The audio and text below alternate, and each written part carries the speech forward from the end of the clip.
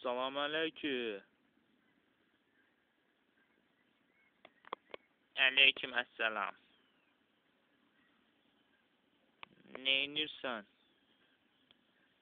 Neyniyəcəm? İş gücüdə yenə də qoyun qızı güdürəm. Canavar gələndə üstünə hürürəm, qorxub qaçır. Sənə nəsə lazımdır? Əlbəttə ki, yox. Mənə ancaq çörək lazımdır. Çoban qoyunları mənə tapşırıb, özü də çıxıb gedib keyfə, qızların yanına. Bəs mən narım? Narassan be! Qoyunları güdməlisən də.